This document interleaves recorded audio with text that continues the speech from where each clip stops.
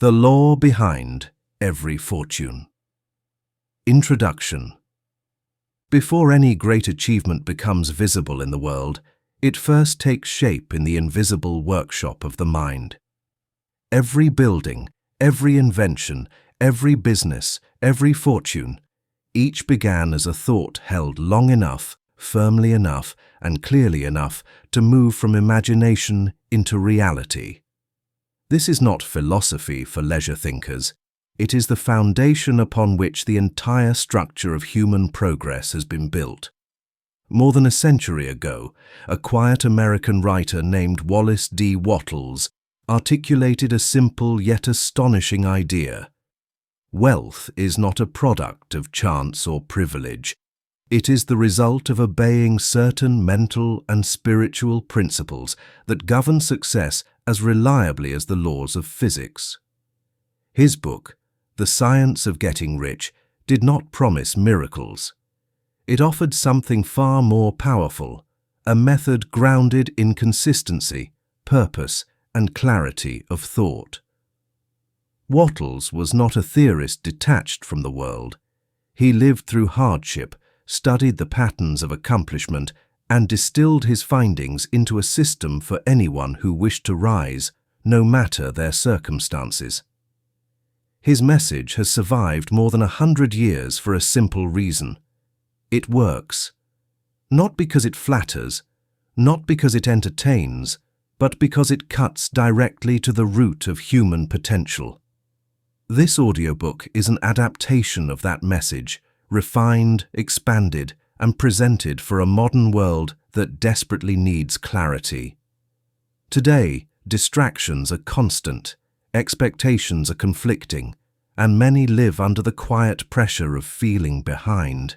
Yet the principles of wealth creation have not changed. They are the same today as they were when Wattles wrote them, the same as they were 1,000 years before that. A human being becomes rich by thinking and acting in a certain deliberate way. Over the next hours, you will learn what the certain way truly means.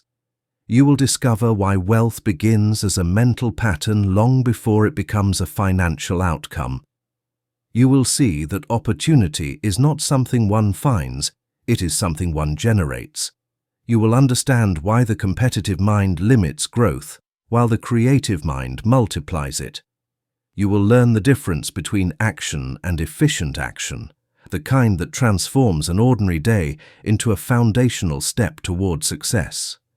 You will learn how gratitude aligns your mind with expansion, how clear purpose stabilizes your energy, and how disciplined thought reshapes your circumstances, and perhaps most importantly, you will learn why your desire for a richer, fuller life is not selfish, but natural.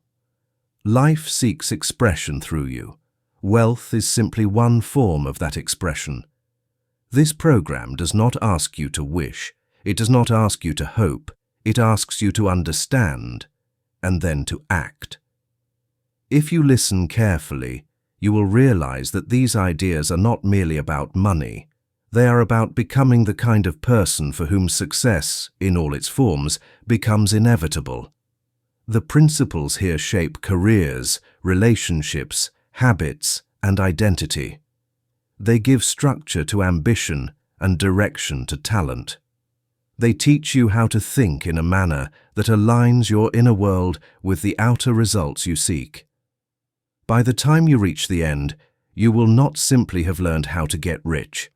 You will have learned why some people progress rapidly while others remain stuck at the same level year after year.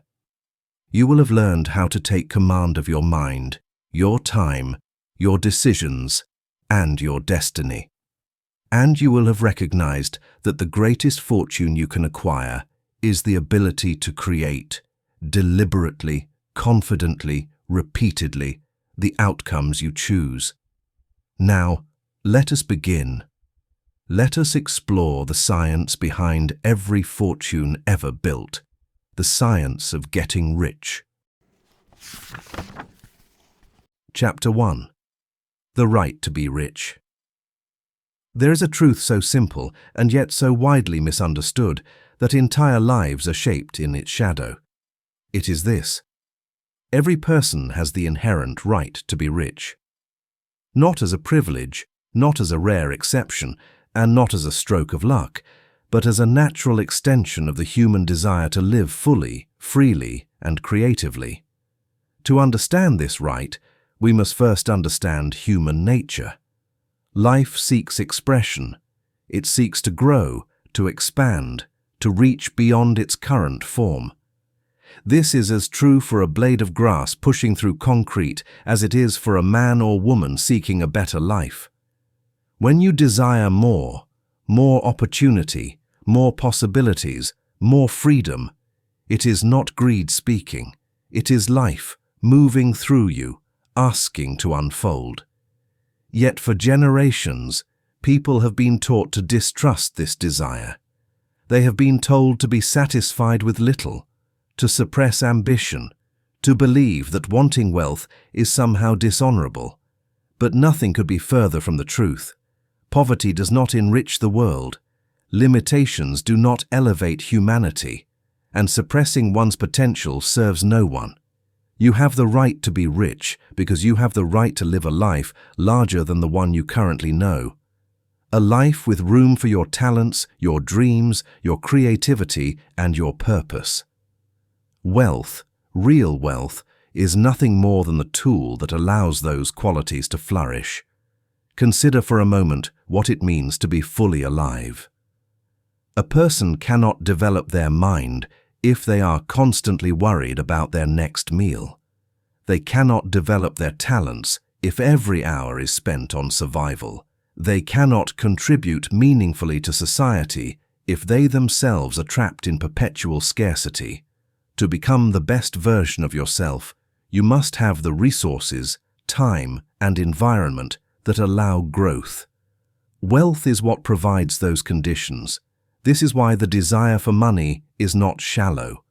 What you truly seek is not the paper nor the numbers in an account, but the ability to live life on a broader scale, to experience comfort instead of strain, purpose instead of confusion, contribution instead of constraint.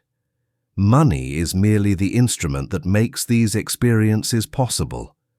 Some argue that one should focus only on spiritual or intellectual riches, as though physical comfort and personal development cannot coexist. But human beings are not fragments. We are whole. We are mind, spirit, and body. And for the complete expression of all three, material resources are essential. You have the right to be rich because your fulfillment requires it. Remember that wealth is not finite. One person's success does not diminish another's opportunity. The idea that the world is a fixed pie, where someone else's gain is your loss, is one of the most damaging myths ever taught. The universe is infinitely creative and constantly expanding. New industries emerge, new ideas are born, new markets open, new needs arise. Wealth is created, not distributed by a cosmic lottery. And it begins, always, with the individual who decides that they have the right to pursue it. A life of abundance is not a matter of deserving in the moral sense. It is a matter of alignment. Those who think clearly, act deliberately, and move with purpose in the direction of growth will inevitably rise. Not because the world favors them, but because they are working in harmony with the fundamental law of life. Increase. When you claim your right to be rich, something profound happens. Your mind shifts from resignation to possibility. You begin to see doors where you once saw walls. You stop fighting circumstances and start shaping them. You stop believing that opportunity is scarce and start recognizing that opportunity is created. To deny your right to wealth is to deny your potential. It is to shrink from the natural impulse to grow. A person who believes they must remain small, quiet, limited, or struggling is not virtuous. They are simply misinformed. The truth is this: you are meant to advance. You are meant to expand. You are meant to rise. And wealth is part of that rising. Your desire for a richer life is the quiet announcement of your potential calling you forward. Honor it, listen to it, and allow yourself to accept a reality many hesitate to claim. You have the right to be rich, and nothing in the universe stands against that right except your own doubt. Now let us explore the science that transforms this right into a reality. Chapter 2. The exact science of wealth. There is a comforting illusion held by many people that wealth is something unpredictable, something ruled by chance, luck, or the whims of the world. They imagine that only a few, born with special advantages or rare opportunities, can rise. But history proves otherwise. Time and again, individuals with no favorable circumstances, no influential connections, and no exceptional beginnings have risen to remarkable levels of success. This consistency is not random. It points to a deeper truth. Wealth follows laws, precise, dependable, and universal. Once understood and applied, these laws produce results with the same reliability as any principle in physics or mathematics. As surely as heat expands matter or electricity follows a conductor, the mind that thinks and acts in a certain way inevitably moves toward prosperity. This is what Wattles called the science of getting rich. Not a metaphor, not a poetic idea, a science. To understand this science, we must first dispel a widespread misconception that wealth is limited. It is not. The world does not operate on a fixed supply of riches. Every day, new industries are created, new technologies emerge, new needs arise, and new markets open. Wealth is not a static treasure chest. It is a constantly expanding field of human creativity, productivity, and innovation. In such a world, anyone can rise, provided they operate in harmony with the principles that govern increase. The first of these principles is simple yet profound. Your thoughts shape your environment. Not in a vague, mystical sense, but in a practical and observable one. A person who thinks constructively sees opportunities that a person clouded by fear cannot. A person who believes in growth behaves differently from one who believes in limitations. A person who holds a clear purpose moves with a conviction that attracts cooperation, ideas, and momentum. Every action begins as a thought. Every achievement begins as an image. Every fortune begins as a decision. Therefore, the mind becomes the architect of wealth long before wealth becomes visible. But thought alone is not enough. The science requires the alignment of thought with action, action taken in a specific, deliberate manner. Many people work tirelessly, yet remain trapped in the same cycle because they act without direction.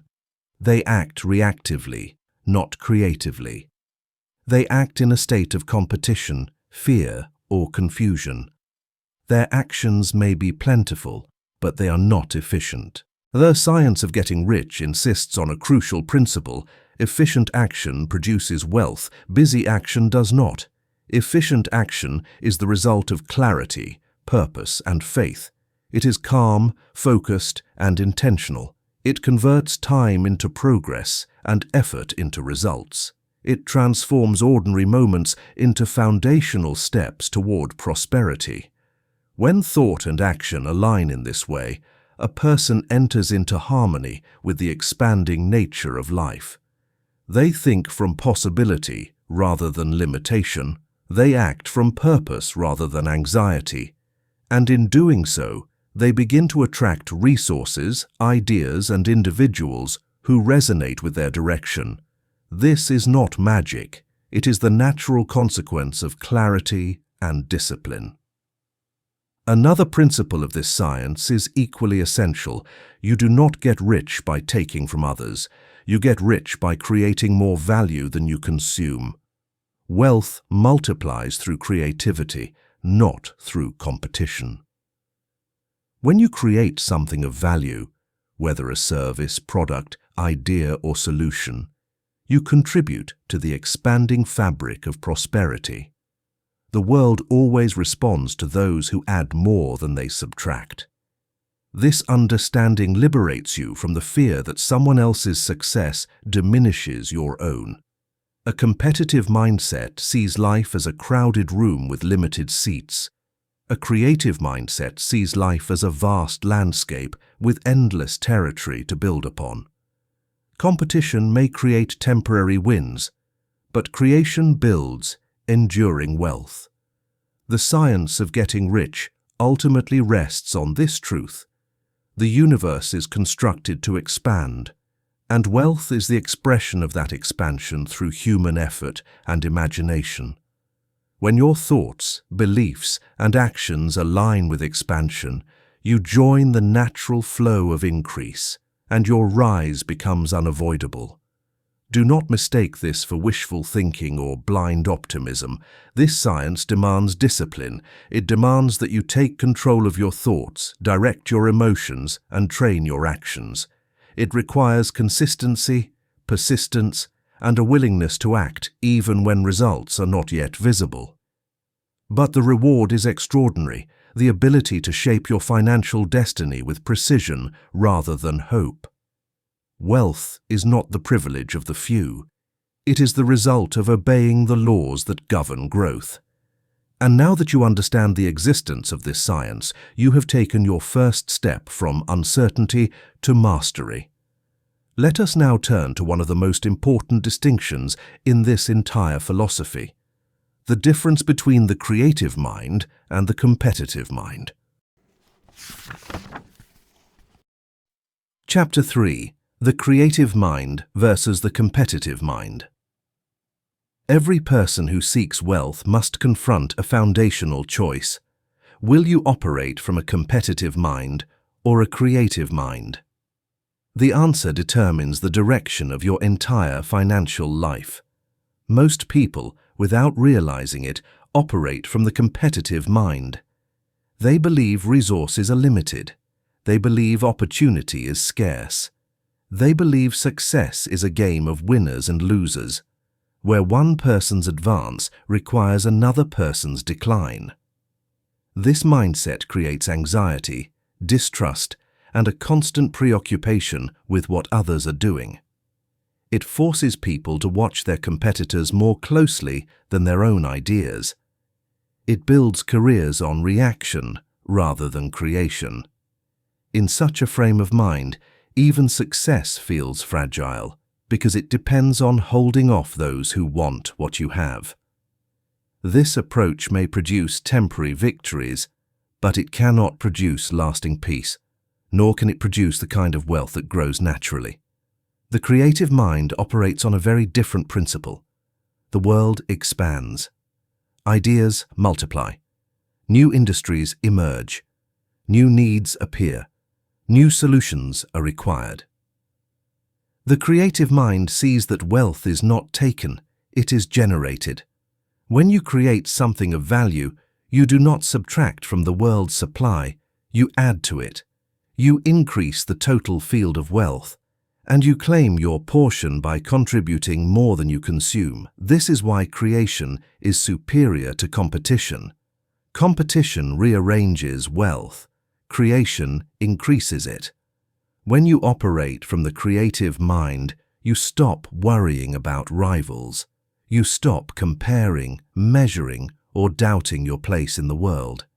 Instead, you focus on building, improving, imagining, and contributing. Your success then becomes a direct reflection of the value you bring, not the freedoms you take away from another. The competitive mind looks outward for permission. The creative mind looks inward for direction. The competitive mind asks, "What are others doing?" The creative mind asks, "What can I bring to life that does not yet exist?" The competitive mind is fueled by fear. The creative mind is fueled by purpose. Wattles taught that you must never operate from the competitive plane if you want lasting wealth. Even if you find yourself in a competitive environment, you must think creatively. You must refuse to believe that your destiny is at the mercy of others. You must reject the notion that someone can take what is meant for you. What is truly yours cannot be taken. What is not yours should not be chased. When you shift from competition to creation, you begin to develop a quiet confidence that transforms your relationship with opportunity. You no longer fear others' success. In fact, you may celebrate it because it confirms the abundance of the world. You no longer obsess over what you lack. Instead, you focus on what you can build with what you have. The creative mind is generous, not because of charity, but because of understanding. It knows that giving value is the fuel of all growth. When your work, your presence, and your ideas make life better for others, the world responds with opportunity, cooperation, and reward. This is why people who operate creatively often seem to attract success effortlessly. It's not that their lives are free of challenges. It's that they approach those challenges with imagination rather than fear. They look for solutions, not escape routes.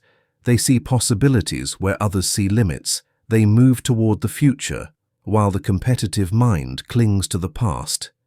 The creative mind communicates strength without aggression, ambition without envy, progress without conflict.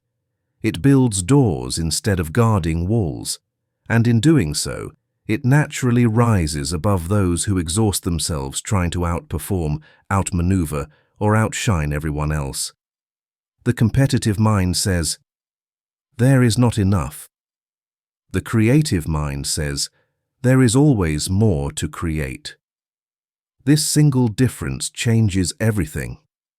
To operate from the creative mind, you must adopt a simple yet powerful discipline. Refuse to think of yourself as limited by anything external. You are limited only by your inability to think creatively. If others around you succeed, it does not hinder you. If the economy shifts, it does not define you. If circumstances are difficult, they do not imprison you. The creative mind sees every difficulty as fertile ground for new ideas. This approach releases you from the exhausting habit of comparing yourself with others. There is no race. There is no scarcity. There is only growth, your growth, determined by your ability to imagine, act, and contribute. When you stop competing and start creating, you step onto a higher plane of thought and action. On this plane, wealth does not come from defeating others. It comes from becoming more valuable than you were yesterday. This is the beginning of true prosperity.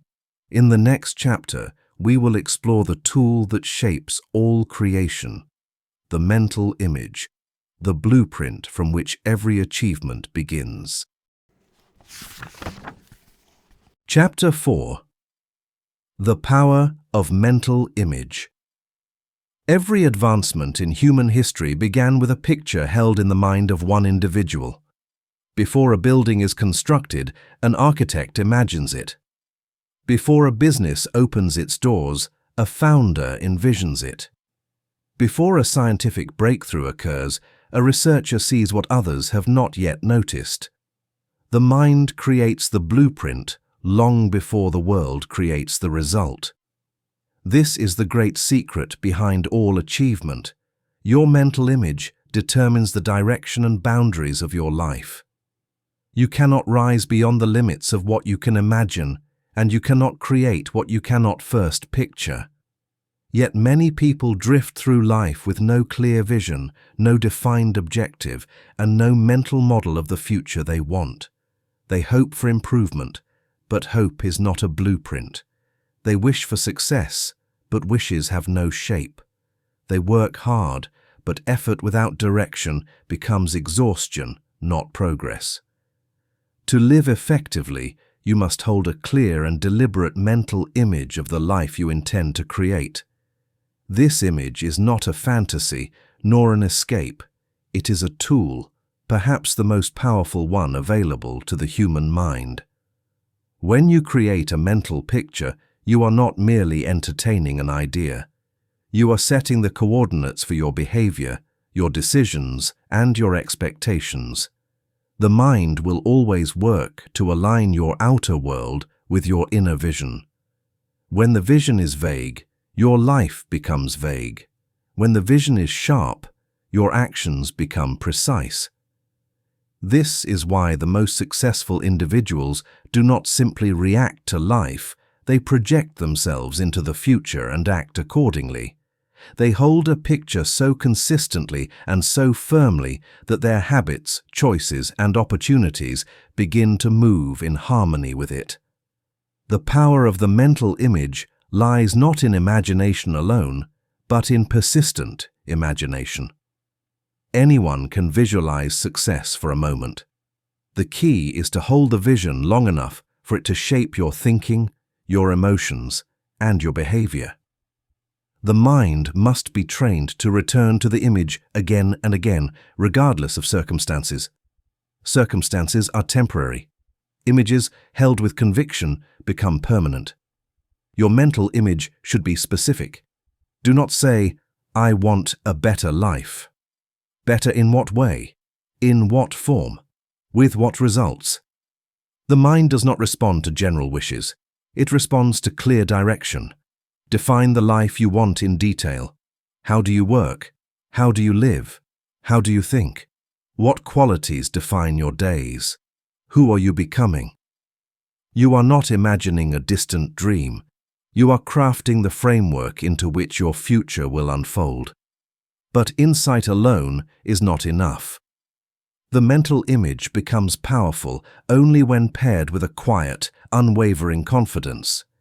You must believe, not in an emotional and fleeting way, but in a steady, rational manner, that the image you hold is possible and appropriate for you.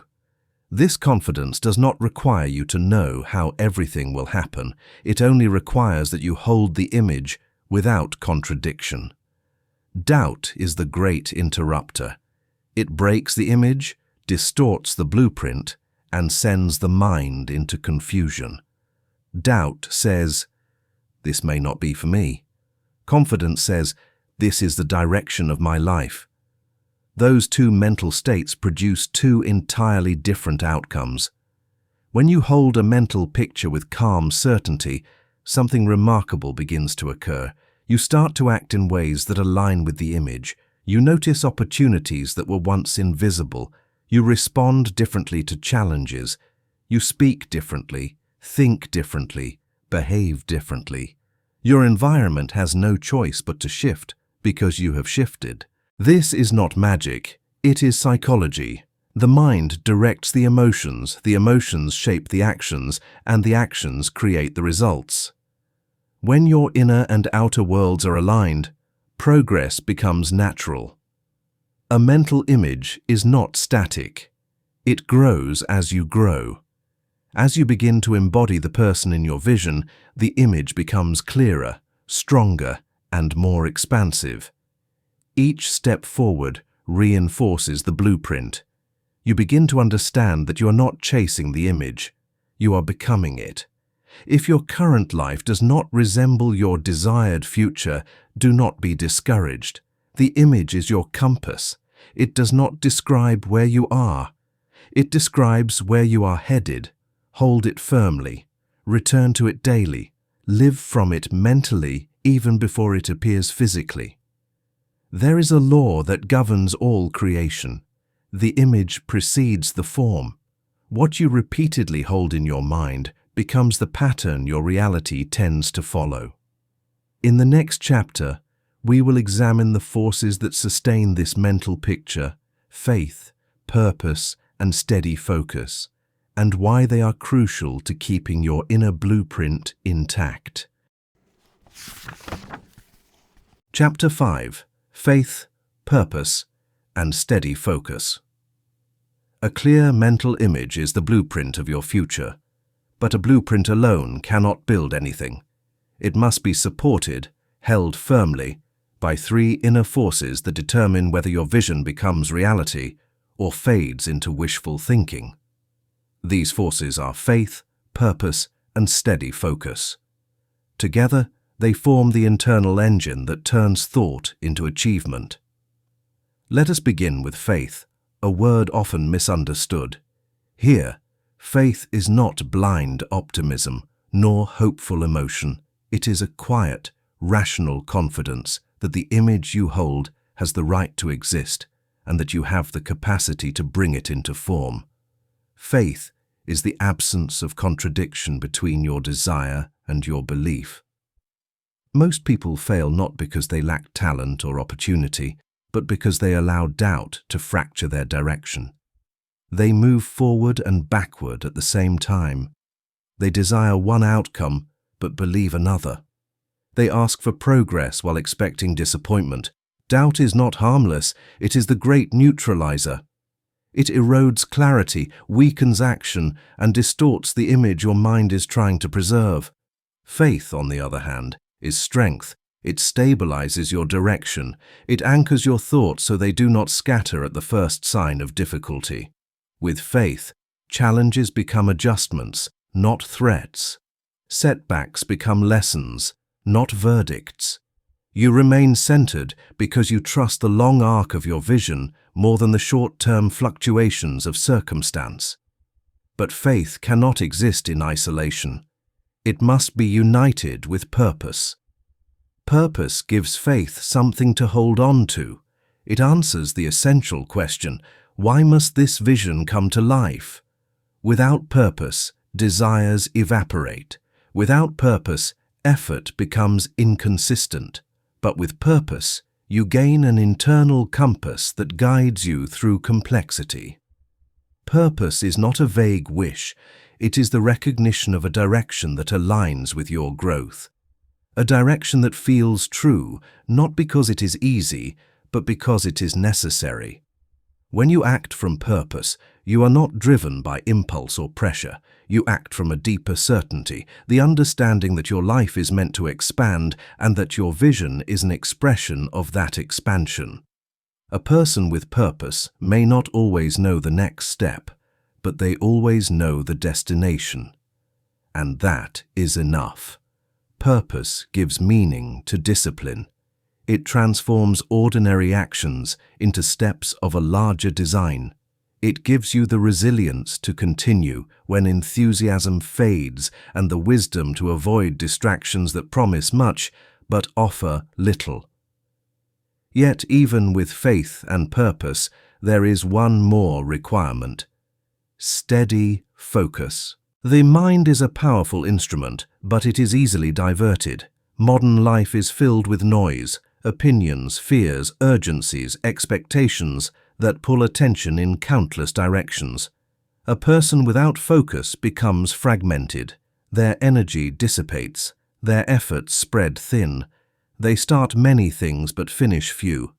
Steady focus is the discipline of returning your attention to what matters most. It is the daily practice of nourishing your mental image, strengthening your purpose, and quieting the inner static that leads to confusion. It does not mean thinking of nothing else. It means ensuring that your dominant thought, the governing idea of your life, remains aligned with your chosen vision. Focus creates momentum. Momentum creates progress. Progress creates confidence. And confidence strengthens faith. This loop becomes powerful once established, but it requires intention to build. Steady focus also means refusing to divide your allegiance between competing visions. You cannot pursue success while indulging in thoughts of failure. You cannot aim for wealth while entertaining beliefs in scarcity. You cannot commit to growth while imagining decline. The mind works best when given a single, clear direction. When your thoughts become unified, your actions become efficient, and your progress becomes measurable. Faith says, it is possible. Purpose says, it is necessary. Focus says, I will stay the course. Together, they transform the mental image from a distant ideal into a living force that shapes your behaviors, your habits, your expectations, and your results. Understand this clearly.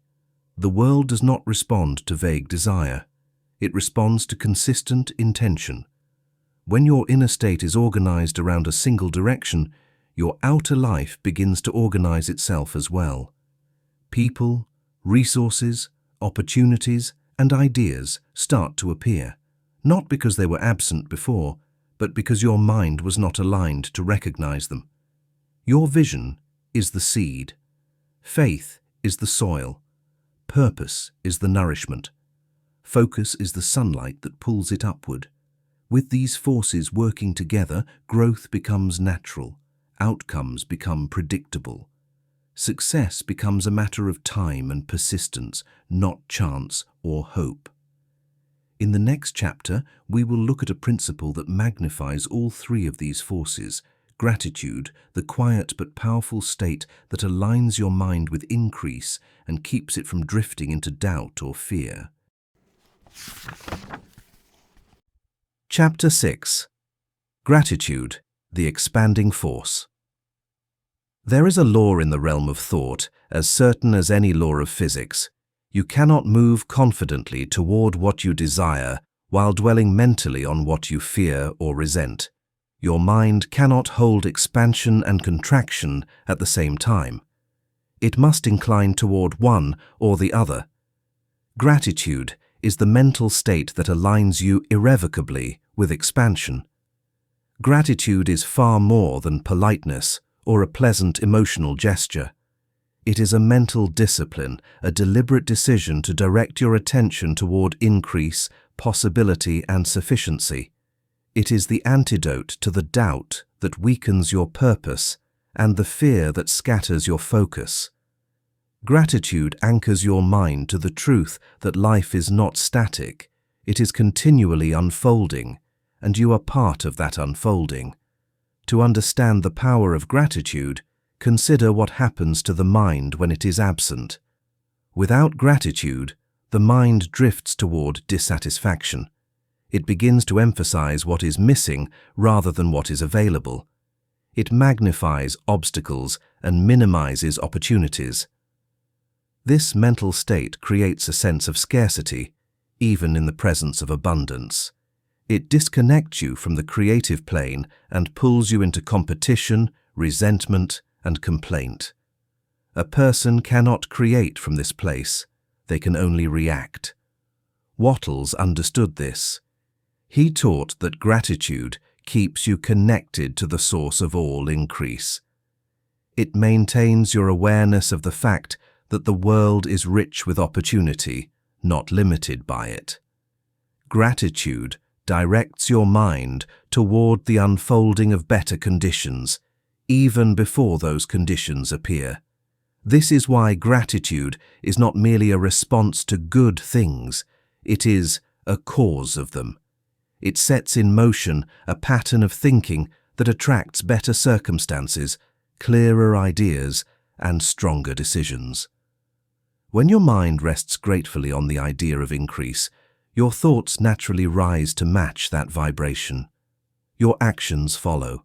Your results change. Gratitude is also practical. It protects the mind.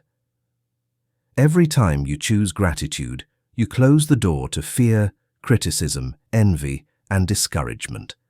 These forces cannot enter a mind that is firmly anchored in appreciation and expectation of good. Gratitude neutralizes negativity before it has a chance to take root. It does something else as well. It keeps you in harmony with your vision. When you are grateful for where you are and for what is unfolding, you stop resisting the present moment. Resistance creates tension, gratitude creates alignment, and only an aligned mind can hold a steady vision of the future.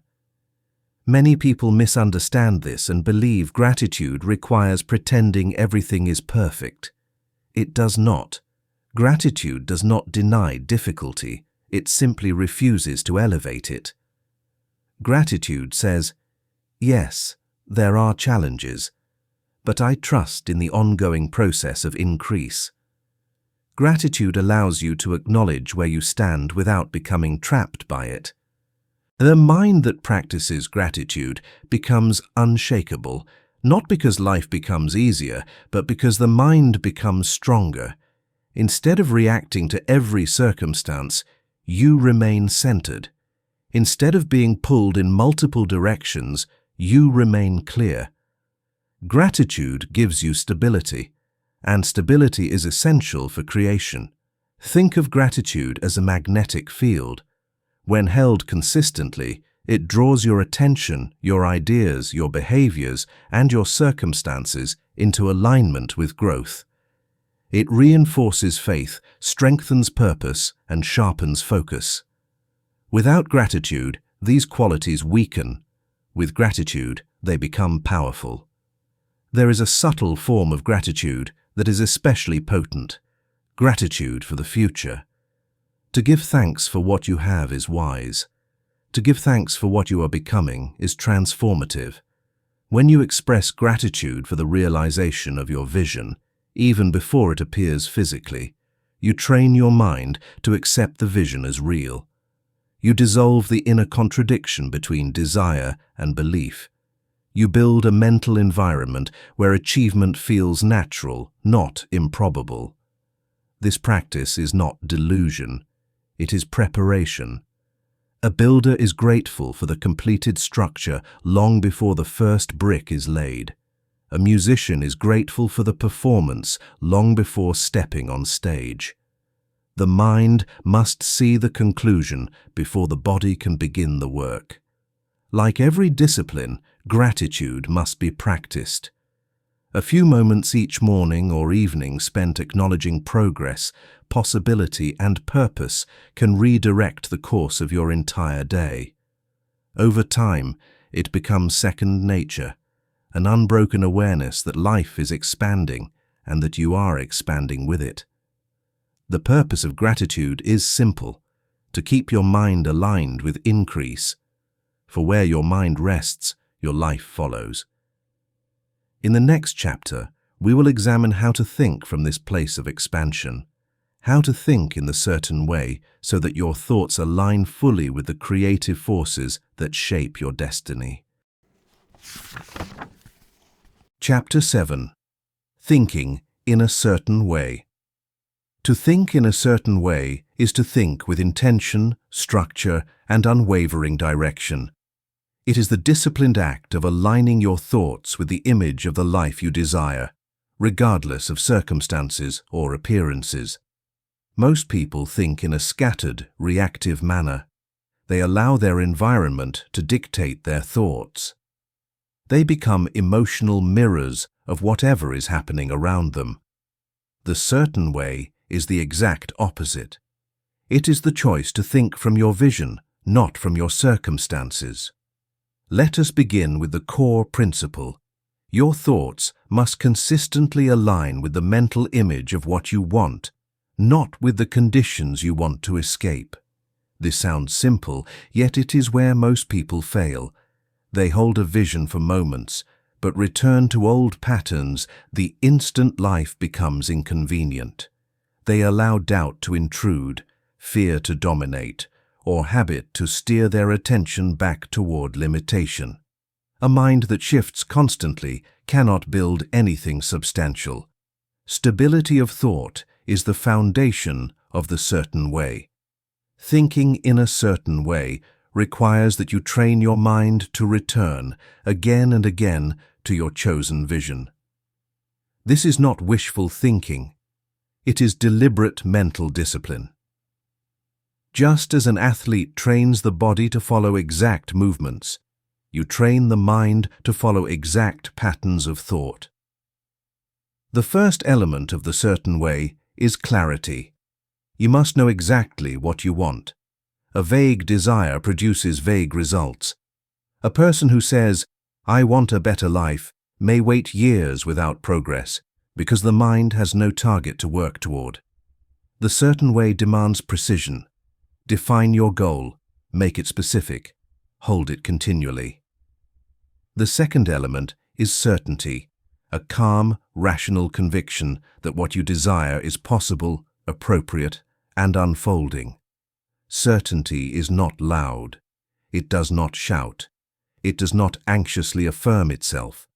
Certainty is quiet. It is steady. It moves through your thoughts like an undercurrent, guiding everything you do.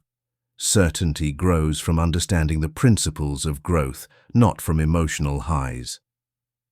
When you understand that your thoughts shape your actions shape your habits, and your habits shape your results, you begin to see that success is not unpredictable, it follows cause and effect, and once you see this clearly, certainty becomes natural.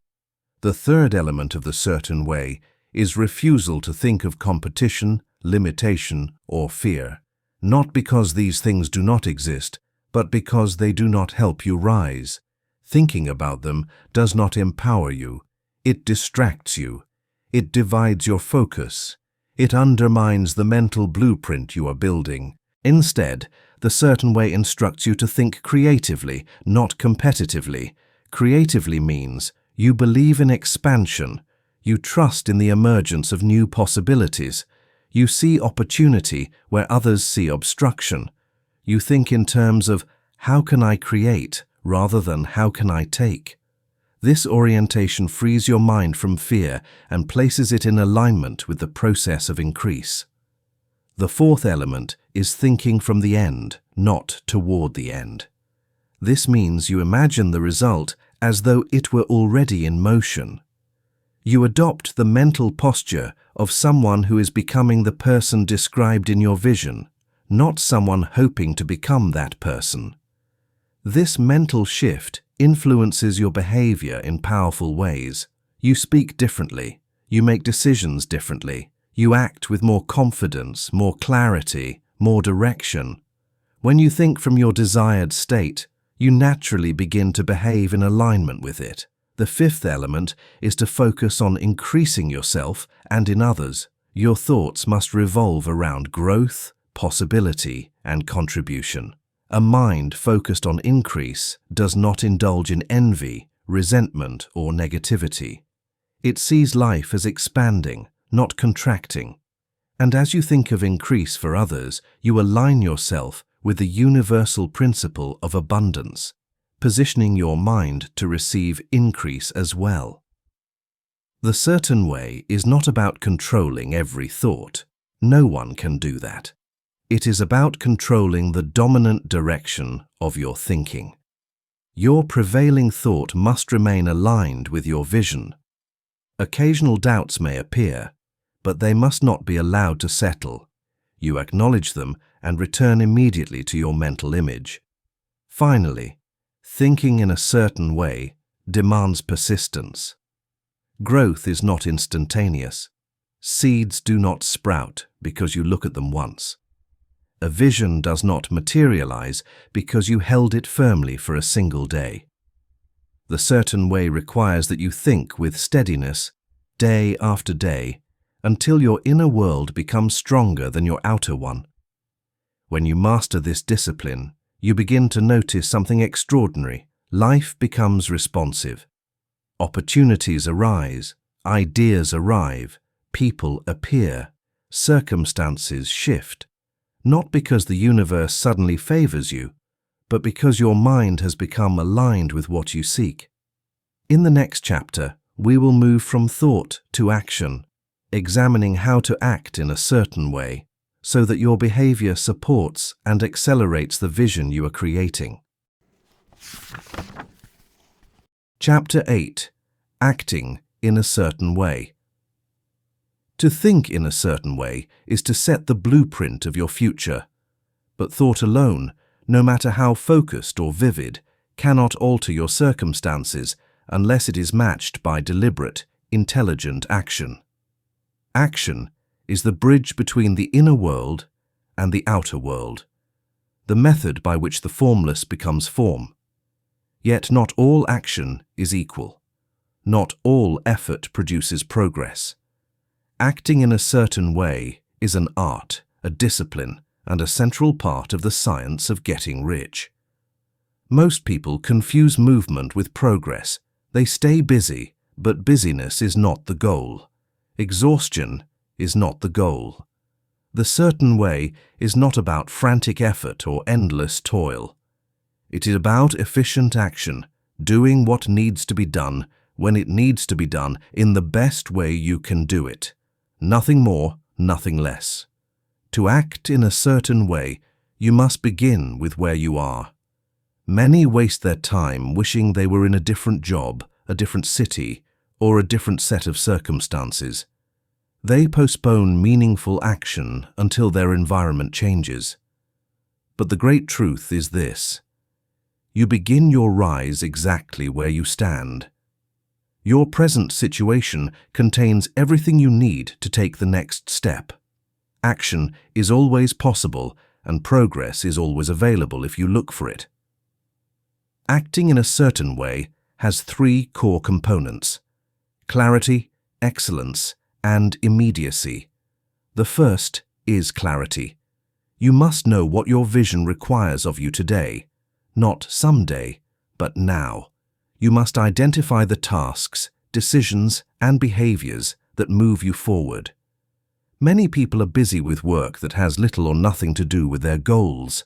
They confuse activity with advancement. The certain way demands clarity. Ask yourself each morning, what can I do today that directly supports the life I am building? Then do that first. The second component is excellence. Whatever you do, do it well. Not for praise, not for approval, but because excellence conditions your mind for increase. When you perform every action with the best skill, care, and attention you possess, you send a powerful message to yourself and to the world.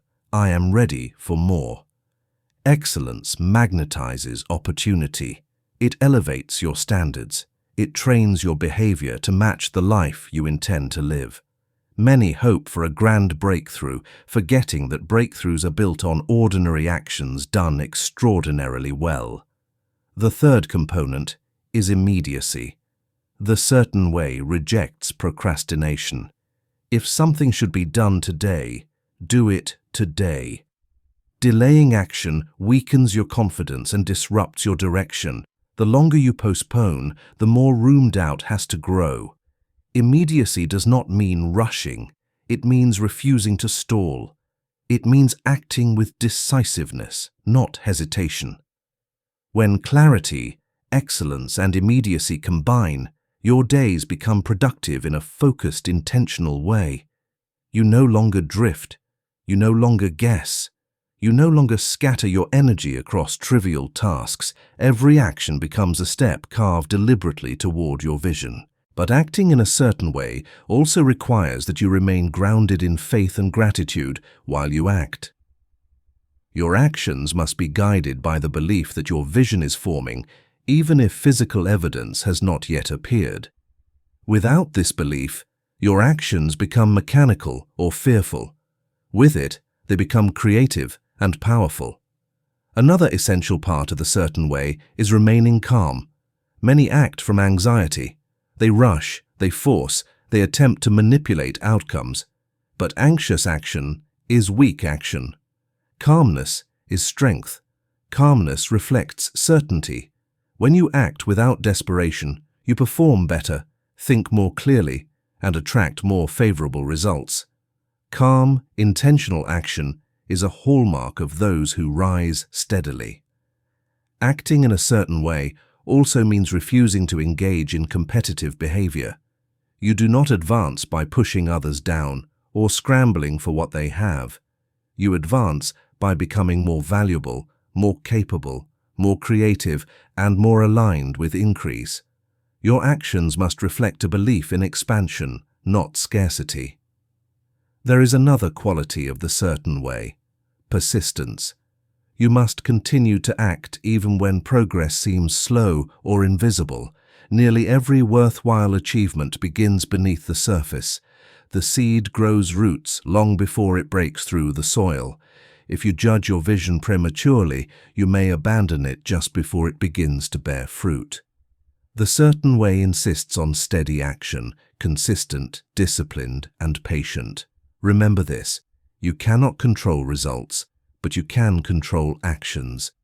and when your actions are done in a certain way, results eventually conform. Acting in a certain way transforms your days from ordinary routines into deliberate steps of creation. Each task becomes meaningful. Each effort contributes to a larger design. When you move through life with such purpose, the world begins to respond in surprising ways. Opportunities emerge, relationships shift, and conditions reorganize themselves to support your rise. In the next chapter, we will examine the deeper mechanics of action, what makes an action efficient, and why efficiency multiplies your progress far beyond what effort alone can accomplish. Chapter 9. Efficient Action, the Discipline of Progress. Action, to be effective, must be more than persistent. It must be efficient. Efficiency is the distinguishing factor between people who are constantly busy and those who steadily advance. The world is filled with individuals who expend tremendous effort yet remain stuck in the same place year after year. Their problem is not a lack of work. It is a lack of direction and precision. Efficient action is the discipline that converts energy into achievement. Efficiency begins with a simple truth. You cannot do everything, but you can do the right things. Many people scatter their time across tasks that have little connection to their long-term goals. They attempt to maintain countless priorities, respond to every distraction, and involve themselves in matters that consume energy but produce little value. Such behavior creates the illusion of progress while preventing actual progress from occurring. Efficient action requires that you identify the few essential activities that move you toward your vision, and then give those activities your best effort. When your actions are aligned with your true objective, even modest steps yield significant results. When your actions are misaligned, even great effort leads nowhere. The first key to efficiency is intentional focus. Every day, before you begin your work, you should know exactly what your most important tasks are, those tasks that directly support the life you are creating. These are not tasks of convenience, nor tasks you merely enjoy, but tasks that matter. Efficient people guard their focus. They do not allow interruptions or trivialities to dominate their attention. They know that each distraction, no matter how small, carries a cost. Once clarity is established, the second key to efficiency is order. You must perform your tasks in a logical sequence. Do not begin the day with what is easy or habitual. Begin with what is essential. This single discipline transforms productivity. Tasks done in the correct order multiply your progress. Tasks done out of order dilute it. Order is the structure that channels your effort into accomplishment. The third key to efficiency is quality. Whatever you do it well. High-quality action has a compounding effect. It strengthens your reputation, sharpens your skills, and conditions your mind for excellence. Quality does not require perfection, but it does require care. A person who performs every task, no matter how small, with attention and integrity, carries themselves upward with each action. They create momentum. And momentum is one of the most powerful forces in achievement. The fourth key is consistency. Efficiency is not a one-time effort. It is a pattern. It is the cumulative effect of disciplined action taken day after day. When you act efficiently, even small daily actions accumulate into large outcomes. Inconsistent bursts of effort may produce short spurts of progress, but they cannot produce sustained success. Efficiency grows through rhythm, through the quiet force of repeated excellence. Another essential aspect of efficient action is calmness. Rushed action is rarely efficient. Anxiety scatters attention and weakens judgment. Calmness, on the other hand, sharpens the mind and strengthens execution. When you act from a centered state, without haste, without worry, you perform with greater clarity and precision. Calmness is not slowness, it is controlled direction. Efficiency thrives in a calm mind. Efficiency also demands non-resistance. Do not complain about your tasks, your circumstances, or your responsibilities. Complaint drains energy, narrows perspective, and magnifies difficulty. Efficient people use their energy to act, not to resent. They adapt quickly, shift intelligently, and focus on solutions rather than obstacles. Resistance is friction. Non-resistance is flow. The final key to efficiency is completion. An action is not efficient unless it is finished. Many people begin tasks enthusiastically, but abandon them as soon as the work becomes dull or challenging. Unfinished tasks clutter the mind and weaken confidence. Completion builds strength. Every completed action reinforces the belief that you are capable of following through. And this belief becomes the backbone of success. Efficient action transforms your life because it transforms your relationship with time. Instead of drifting, you direct. Instead of reacting, you choose. Instead of doing 100 things poorly, you do the right things well. You discover that progress is not created by doing more. It is created by doing what matters, with excellence, in the correct order, and with calm persistence. When combined with a certain way of thinking, efficient action becomes a powerful engine. Your vision shapes your thoughts shape your decisions shape your actions, and your efficient actions shape your results. In the next chapter, we will explore a principle that amplifies your influence on every person you meet, one that quietly opens doors and multiplies opportunities. The impression of increase. Chapter 10. The impression of increase. Every person you meet carries an unspoken desire, the desire to grow, to advance, to become more. This desire is universal. It lives within everyone, regardless of age, status, or circumstance. To understand this is to understand one of the greatest principles of success. People are drawn toward whatever gives them a sense of increase, a sense that life becomes larger, richer, and more meaningful in its presence. This is the essence of the impression of increase. To give the impression of increase is to communicate through your presence, words, behavior, and character that you are someone connected to growth. Not simply someone who seeks growth for themselves, but someone who carries growth with you, someone in whose company others feel strengthened, elevated, and expanded. The impression of increase does not come from flattery or performance. It does not require you to pretend or exaggerate. It arises naturally when your mind is aligned with a certain way and your life is guided by principles of purpose, gratitude, and efficient action. When you live from a state of increase, others can feel it. People instinctively gravitate toward those who lift their sense of possibility. They trust them. They want to work with them. They want to build with them. Opportunity flows toward those who create an atmosphere of increase.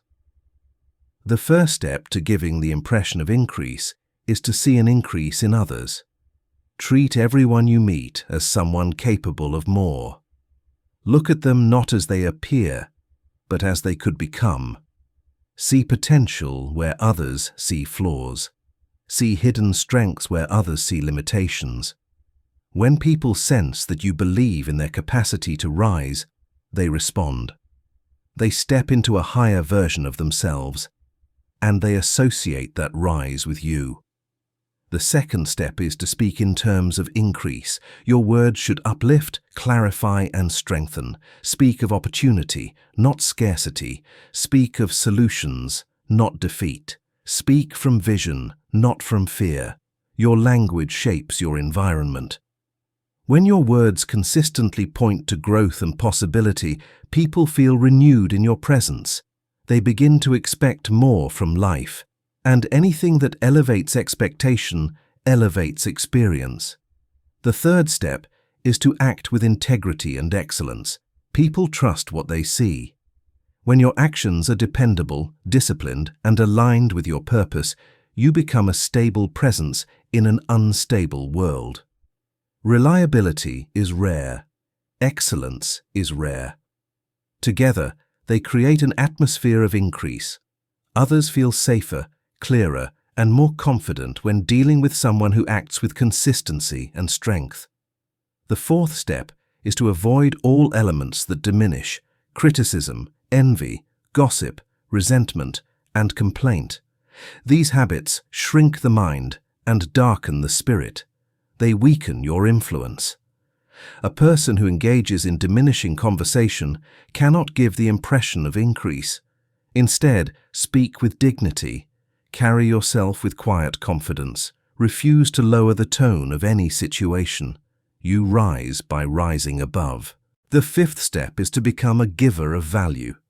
Value does not always mean money. It means insight, clarity, encouragement, competence, reliability, perspective, and presence.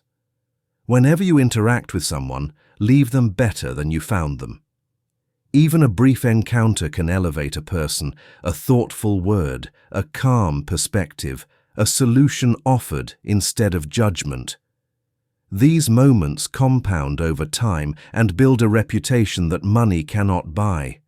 When you consistently give the impression of increase, something remarkable begins to happen. Doors open without force. People recommend you. People support you. People speak highly of you in rooms you have never entered. People trust you with opportunities because they trust the effect you have on the world around you. The impression of increase is not manipulation.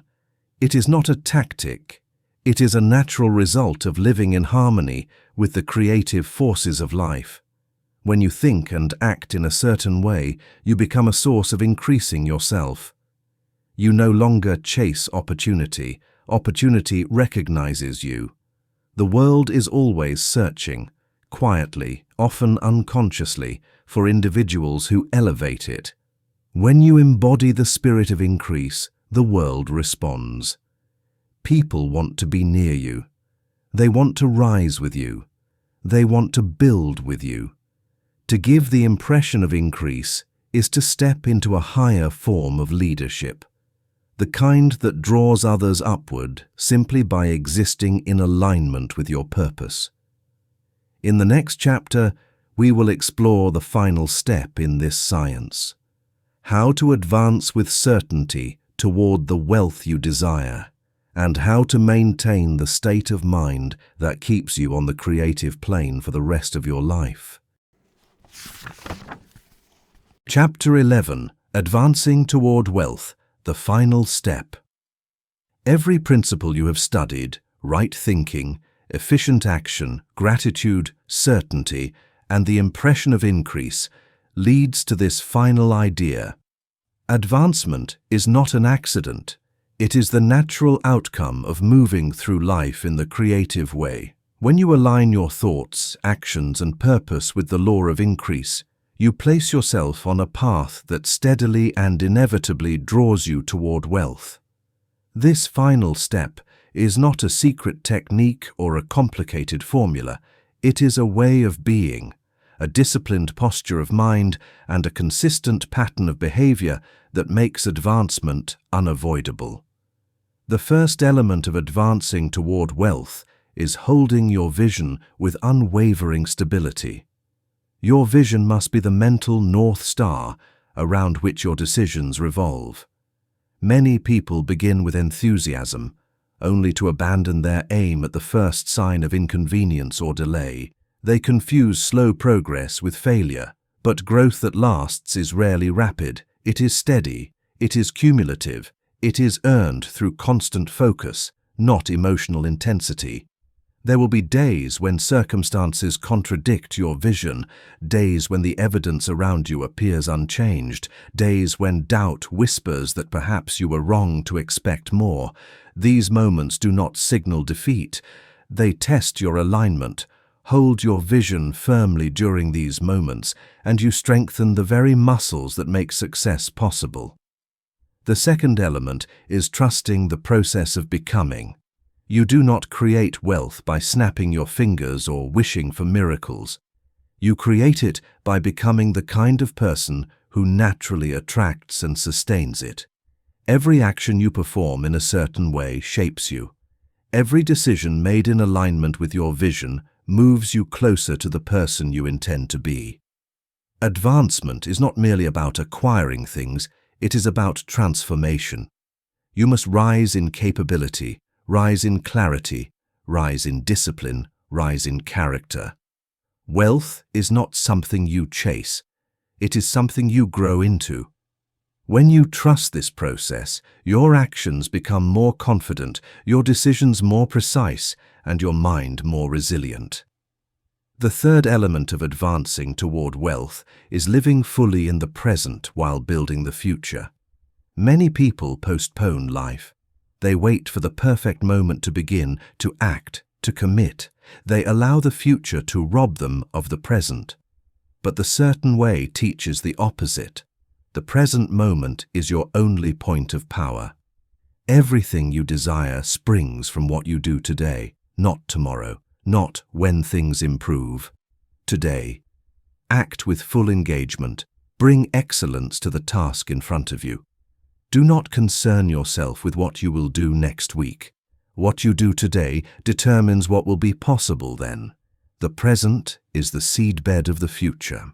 The fourth element is refusing the competitive mindset. As you rise, you may notice others attempting to compare, compete, or diminish. Ignore this. You are not in competition with anyone.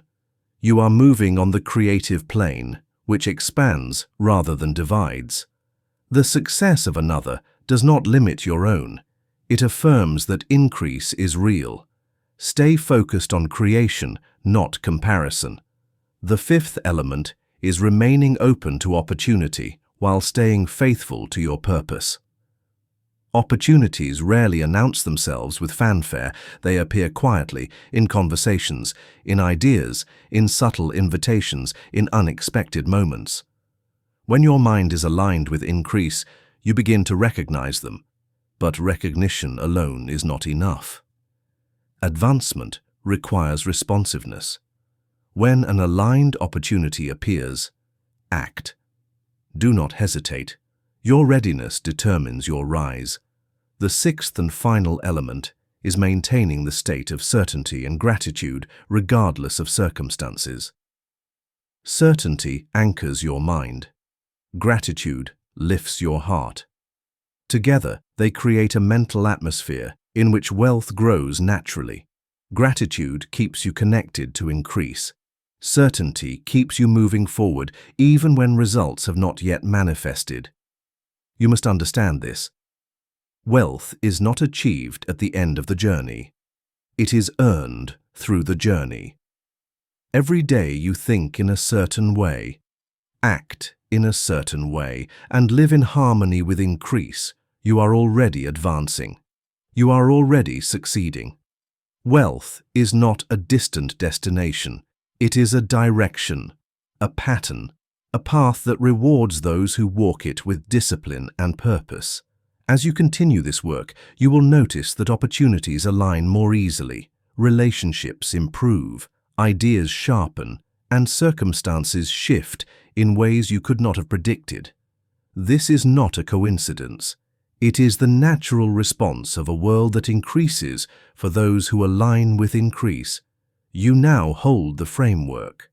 The next step is simple. Walk it. Hold your vision. Act with excellence.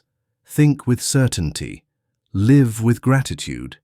Give the impression of increase everywhere you go, and rise steadily, confidently, and inevitably into the wealth that is already unfolding for you. This is the final step, and it is the beginning of an entirely new direction in your life.